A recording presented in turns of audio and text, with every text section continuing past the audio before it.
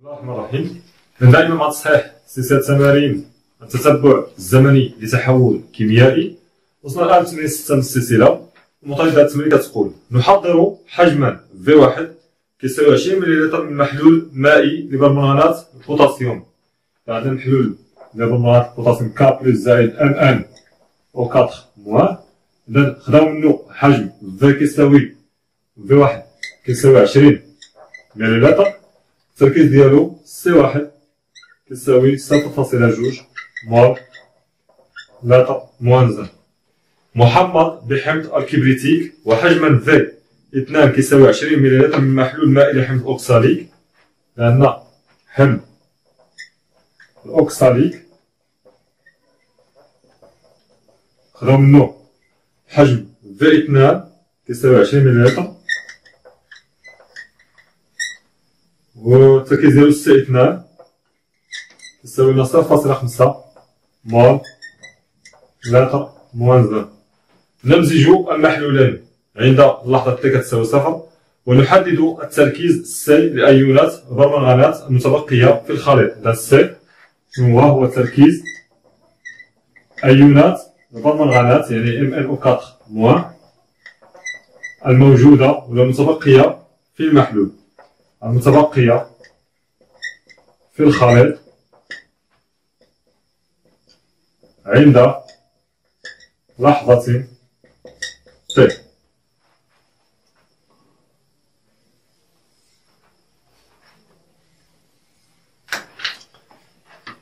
المبينة في الجدول التالي. إذا عندنا النتائج في الجدول، عندنا لحظة T بدقائق، وعندنا التركيز C بملي مول لتر موان زان. إذا عندنا مجموعة اللحظات، عندنا 0 1 2 3 4 5 6 7 و لحظة 8. إذا عندنا هنا C0، هنا 96 93 60 30 12 5 3 2. أولا علما أن أيونات البرمنغانات MnO4 موان تتفاعل ببطء في وسط محمض مع حمض أوكساليك، اكتب معادلة هذا التفاعل. إذا المزدوجتان المتداخلتان هما CO2H2. إذا أولا معادلة تفاعل بين أيونات البرمنغانات يعني MnO4 موان وحمض أوكساليك H2CO2. إذا بالنسبة للمزدوجة الأولى، المزدوجة الأولى هي CO2H2CO2. إذا هنا المزدوجة الثانية عندنا MnO4 موان Mn2+. إذا قلنا باش نكتبو نفس المعادلة ديال الأكسدة اختزال كنتبعو الخطوات. أول حاجة نحددو المزدوجات هما عندنا، ثاني حاجة نشوفو النوع اللي تفاعل بكل مزدوجة. إذا المزدوجة هذه غتفعل حمض أوكساليك هو هذا، ومن هاد المزدوجة يتفاعل أيون برمنغانات. إذا فاش بغا نكتبو غنكتبو هاد النوع هذا H2C2O4 مالو غيتحول لعند CO2، وهاد MnO4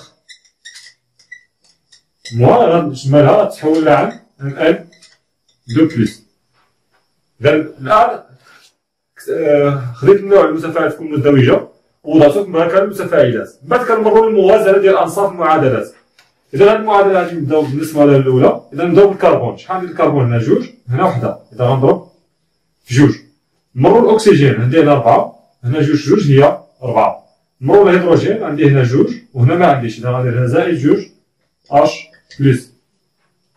نوصلو الآن عند الشحن. إذا الشحنة عندي هنا 0 والشحنة هنا عندي زائد 2. إذا زائد 2 كون 0 يعني هنا غنزيد الإلكترونات حدا من الأكسيد، وشحال غنزيد؟ هنا العدد الكبير ناقص صفر. إذا زائد 2 ناقص 0 هي 2. إذا غنزيدو زائد 2 إلكترونات. إذا بالنسبة للمزدوجة الثانية عندنا MnO4 موان كتحول Mn2+. إذا Mn عندي وحدة هنا وحدة. نمرو عند الأكسجين عندي هنا 4 وعندي هنا والو، إذا غنزيد 4 اش 12. من بعد غنمشيو للهيدروجين، عندي معنا الهيدروجين ما عندي والو، وعندي هنا 8، إذا غنزيد 8 ديال اش بلس. من بعد نمرو للشحن، إذا شحال عندي هنا الشحن؟ عندي وحدة سالبة مع 8 موجبين يعني زائد 7، وعندي هنا جوج موجبين يعني زائد جوج.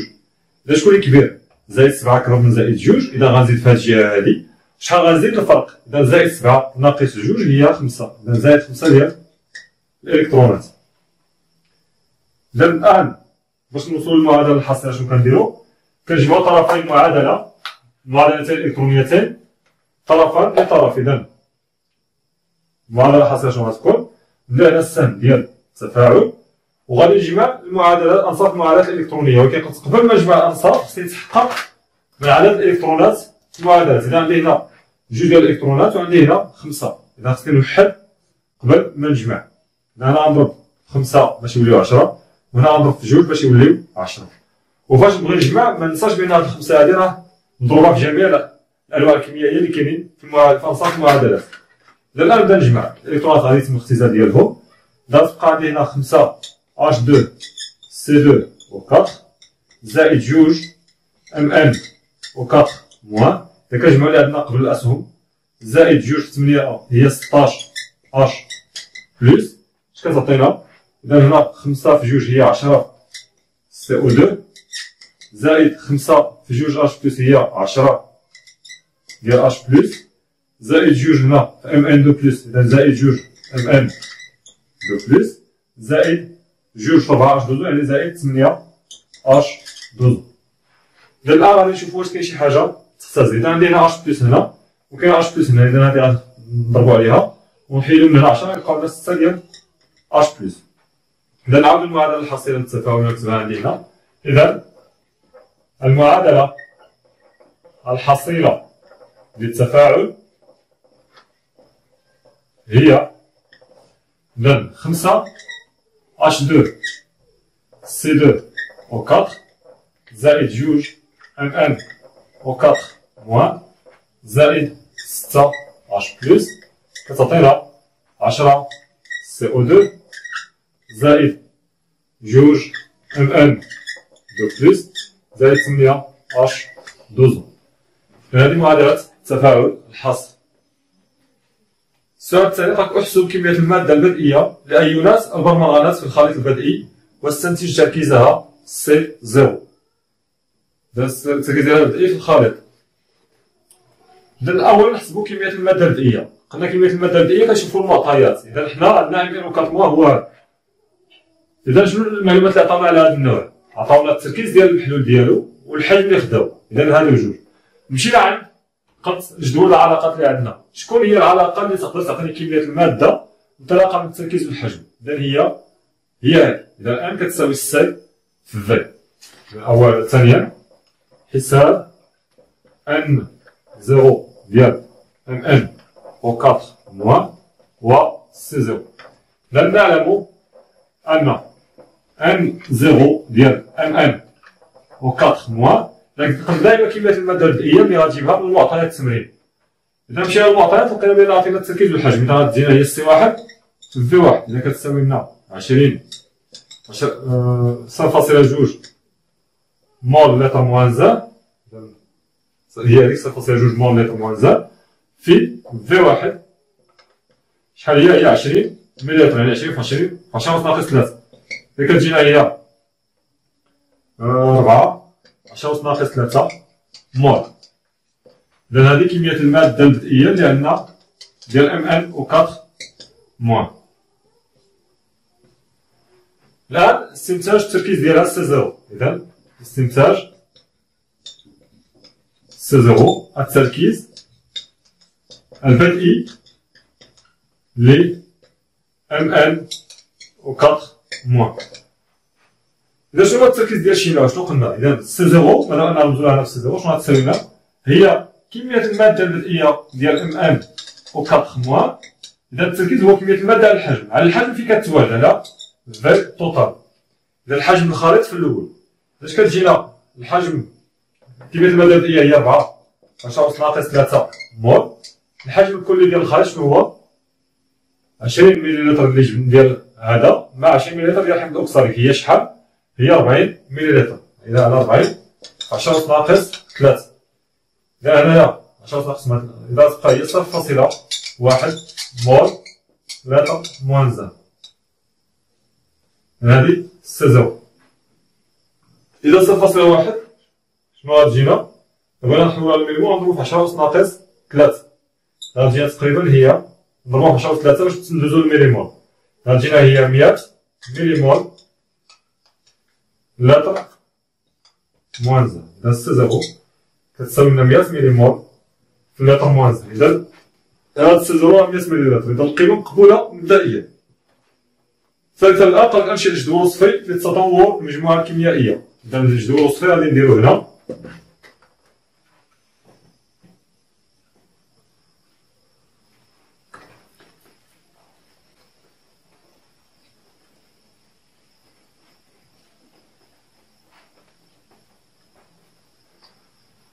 نديرو هنايا السؤال 3.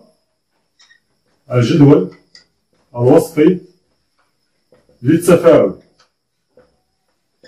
لا غادي نرسمو الجدول كيما اتفقنا عليه. خدنا 5 ديال السطور أفقيين ها هما.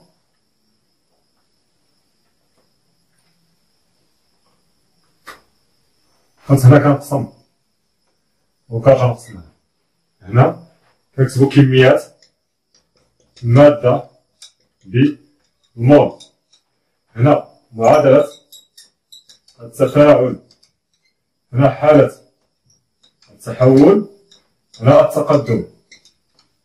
هنا عندنا حالة بدئية، حالة تحول، وهنا حالة نهائية. صفر إكس إكس فيها ولا إكس ماكس بحال بحال. إذا هنا خصنا نكتبو معادلة التفاعل. نكتب معادلة التفاعل هنايا هي عندي الفوق. إذا 5 H2 C2 و4 زائد 2 MN و4 موان زائد 6 H بلس كيعطينا 10 CO2 زائد 2 MN دو بلس زائد 8 H12. وقلنا غادي نقسمو مع الزائد. الجدول الوصفي نشدو هنا نقسم مع الزائد ها هي، نقسم مع الزائد ها هي، نقسم مع السهم هنا المرة الأولى والمرة الثانية، ونقسم هنا مع الزائد ها هي، ونقسم هنا مع الزائد ها هي. إذا الماء غنديرلو وافر. وهنا بما أنني خدام في وسط محمر إذا حتى اش بلس وافر. اشنو بقى لنا الآن؟ بقى لنا الجدول. إذا هنا نسمي هادي N1 كمية المادة البدئية لهذا نسميها N1. كمية المادة البدئية MnO4 نسميها N2. إذا هنا 0 0. إذا هنا N1 ناقص 5 لأن المعامل هو 5 في إكس. هنا N2 ناقص 2 في إكس لأن المعامل هي 2. إذا هنا غتكون 10 إكس وهنا غتكون 2 إكس. إذا نعاودو نفس السطر ولكن فوق إكس غنديرو إكس ماكس. إذا N1 ناقص 5 إكس ماكس. N2 ناقص 2 إكس ماكس. هنا 10 إكس ماكس. هنا 2 إكس ماكس. هذا هو الجدول الوصفي للتفاعل. إذا السؤال 4 قال لك هل يختفي حمض الأوكساليك كليا عند نهاية التفاعل؟ إذا فاش يختفي تفاعل حمض الأوكساليك في نهاية التفاعل إذا كان متفاعل محد. إذا المتفاعل المحد هو اللي كيختفي كليا عند نهاية التفاعل. باش كنعرفو المتفاعل المحد؟ المتفاعل المحد هو اللي كيحدد لي القيمة ديال إكس ماكس. يعني هو اللي كيعطيني أصل القيمة ديال إكس ماكس، وبالتالي هو اللي كيعطينا القيمة ديال التقدم الأقصى للتفاعل. إذا لنحدد باش نعرفو واش غيختفي كليا ولا لا نحددو المتفاعل المحد. لنحدد المتفاعل المحد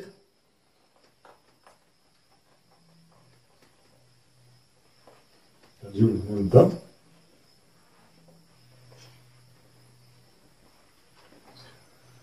لنحدد سرع لنحدد ما إذا كان MN و4 موان سيختفي كليا عند نهاية التفاعل. إذا ام ان أوكاط موان سيختفي كل إلى نهاية التفاعل إذا كان هو المتفاعل محيد. إذا خصنا أولا نحدو المتفاعل المحيد. لنحدد المتفاعل المحيد. إذا نبداو الاحتمال الأول، إذا كان ام ان أوكاط موان نبداو به ام ان أوكاط موان هو المحيد، إذا فرضنا أنه هو، فإن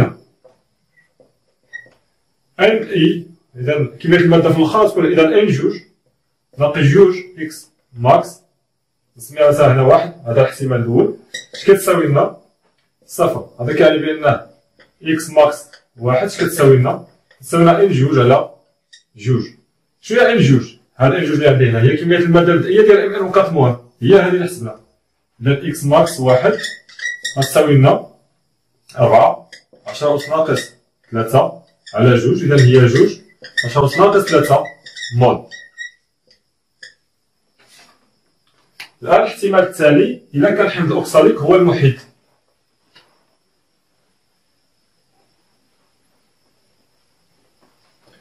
الاحتمال الثاني إذا كان H2CO4 هو المحيد، فإن شنو غيكون عندنا؟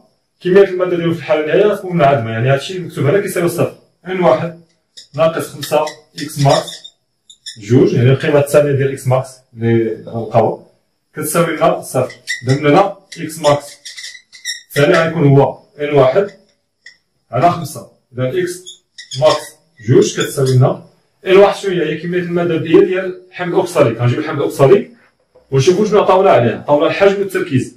شنو هي العلاقة اللي كتعطيني كمية المادة من الحجم والتركيز؟ هي العلاقة ان كتساوي سي في في. إذا سي جوج في في جوج، إذا كمية المادة البدئية ديالو هي سي جوج في في جوج مقسومة على 5.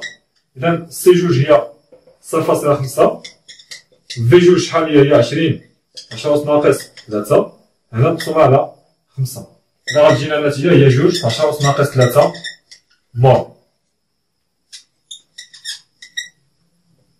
إذا إكس ماكس، إذا إكس ماكس القيمة تاخد التفاعل واش كتساوي؟ هي إكس ماكس واحد وهي نفسها إكس ماكس جوج. إذا هنا المتفاعلات بجوج عطاوني نفس القيمة ديال التقدم الأقصى. هذا اش كيعني؟ كيعني بأن الخليط متناسب. اش كيعني كنقولو خليط متناسب مع المعاملة التناسبية أو لا ستوكيومتري. اش كيعني ستوكيومتري؟ يعني بأن المتفاعلان معا محدان. إذا الخليط تناسبي أو ستوكيومتري. إذا الخليط تناسبي أو ستوكيومتري، وبالتالي المتفاعلان معا محدان. ومنه إذا كانوا بجوجهم محدان يعني بجوجهم غيختلفوا في الحالة النهائية، يعني ام ان أو 4 موان ومنه ام ان أو 4 موان و H2 C2 أو 4 سيختفيان معا في الحالة النهائية. سيختفيان معا في الحالة النهائية. الآن السؤال 5 قالك عبر عن التقدم إكس للتفاعل بدلالة السي والسي زيرو هو الحجم كل في للخليط التفاعلي. إذا هنا نقولوها ونعاودوها لأن هنا هذا هو الكلمة المفتاح. هنا شنو المقدار اللي تبعوه باش التحول؟ هو التركيز. هذا السي قال شنو كيمثل؟ هو تركيز أيونات المغنيسي ام ان أو 4 موان. إذا هنا شنو قلت لكم؟ الأضواء كلها البروجيكتورات فين غادي تضرب؟ البروجيكتورات كلها غتسلط على ام ان أو 4 موان على هذا، وبالضبط فين شي منخرة هنايا في الحالة الوسطى. إذا هادو اللي غادي فيهم المعلومات كاينين هنا في هاد المنطقة هادي. إذا من خلال الجدول الوصفي تكون وحدة علاقة كنجيبوها من الجدول الوصفي وعلاقة كنجيبوها من علاقات كميات المادة جوج. إذا من خلال الجدول الوصفي شنو غنكتبو هنايا؟ السؤال 4 بعدا ولا 5. إذا 5 لنعبر عن إكس بدلالة سي والسي زيرو و في والحجم الكلي في للخليط التفاعلي. صافي. إذا من خلال الجدول علاقة كنجيبوها من الجدول، علاقة كنجيبوها من علاقة كمية المادة من خلال الجدول الوصفي لدينا. إذا كمية المادة أن ديال ام ان او 4 موان في كل لحظة اش كتساوي لنا؟ كتساوي هادشي مكتوب هنا، كتساوي ان جوج ناقص جوج اكس. شنو هي ان جوج؟ ان جوج هي كمية المادة البدئية ديال إذا كتساوي لنا ان زيرو ديال ام ان او 4 موان ناقص جوج اكس. إذا كمية المادة البدئية زيرو ولا إنيسيال بحال بحال. إذا هاد ان جوج راه اللي درت هنا شنو هي كمية المادة البدئية لهذا. أنا غير باش نختصر الكتابة سميتها ان جوج. ها هي. إذا ان ديال ام ان او 4 موان. صافي. إذا هنا نطلبوا لي العلاقة بين اكس والتركيز السي ديال هاد الأيونات هادي في كل لحظة، والسي زيرو التركيز ديالها في الأول، وبين حجم الخليط. إذا هنا ما طالبليش كمية المادة، طالب لي التركيز. إذا كان عرفنا كمية المادة اش كتساوي هي التركيز في الحجم. إذا هذه كمية المادة في كل لحظة إذا كتساوي لنا التركيز في كل لحظة مضروب في الحجم في. إذا هاد كمية المادة ديال الميوكات هي التركيز ديالو في الحجم. كتساوي لنا إن إي شنو هي كمية المادة البدئية. إذا غتساوي لنا سي زيرو في في ناقص جوج إكس. إذا هنا إكس شنو غتكون كتساوي؟ إذا هادي نجيبوها لهنا. إذا كتساوي لنا سي في ناقص سي زيرو في كل عامل واحد على جوج. إذا كتجينا واحد على جوج في عامل ديال سي ناقص سي زيرو. إذا عملت في هذا هو إكس في كل لحظة.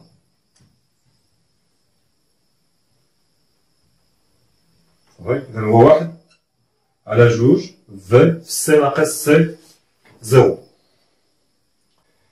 ستة كيستنتج تركيب الخليط عند اللحظة تي كتساوي 3 مينوت. تحديد تركيب الخليط عند اللحظة تي كتساوي 3 دقائق. إذا قلنا إلا بغيتي تعرف التركيب في كل لحظة خصك تكون عارف التقدم في داك اللحظة. هذا هو اللي كيعطيني التركيب. إذا كنتي عارف كمية المادة البدئية المتفاعلات والقيمة ديال التقدم كتقدر تعرف تركيب المجموعة في كل لحظة من خلال الجدول الوصفي بطبيعة الحال. إذا الجدول الوصفي منمسحوش نخليه. إذا السؤال 5 ولا 6. السؤال 6 نحدد تركيب الخليط عند تي كتساوي 3 مينوت. إذا قلنا باش نعرفو تركيب الخليط كيخصنا نعرفو تركيب الخليط في كل لحظة خصنا نكونو عارفين القيمة ديال إكس والقيمة ديال كمية المادة البدئية المتفاعلات. إذا ان زيرو ديال ام ان او 4 موان حسبناها قبيلة هي جوج ولا هي 4 10 أس ناقص 3 مول، و ان زيرو ديال حمض أوكساليك اش 2 سي 2 او 4 هي هادي في هادي. إذا هي 10 في 10 أس ناقص 10 في 10 أس ناقص 3 مول.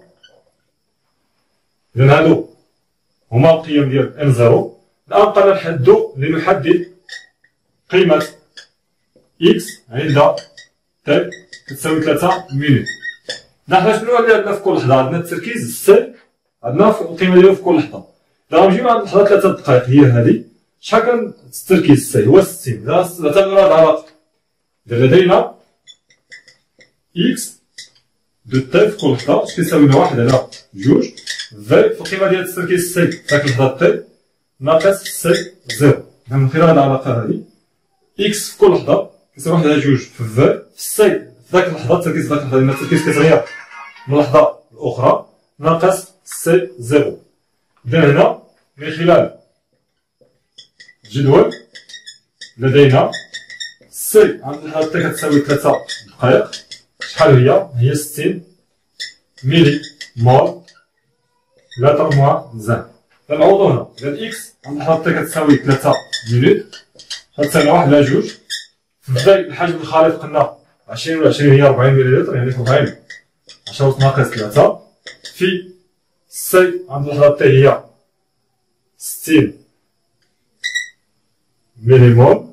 إذا سي دو تي ناقص سي زيرو.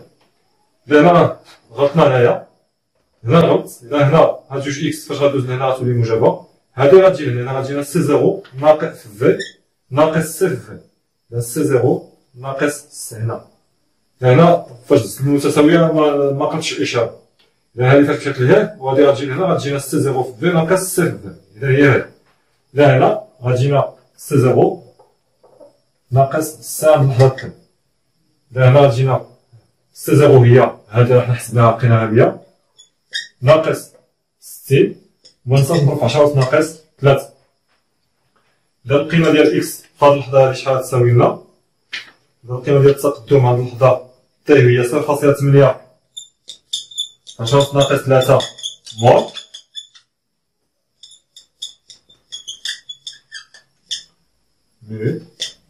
ومنه إذا حددنا القيمة ديال التقدم إكس، إذا الآن غنحسبو كمية المادة ديال كل المتفاعلات في اللحظة تاعي. إذا ومنه نبداو هذا ان ديال H2 C2 O4 شنو غتكون؟ هي ان زيرو كمية المادة البدئية ديالو هادي، يعني هي 10 ناقص 3. إذا كمية المادة البدئية ديالو ناقص 5 0.8 10 ناقص 3. إذا هي 6 10 ناقص 3 مول، يعني 6 مليمول. هادي ان ديال H2 C2 O4 عند اللحظة 3 دقائق. بنفس الطريقة الآن غادي نحسبو. دابا بقينا نديرو التطبيق هذا هاد السطر هذا وصل.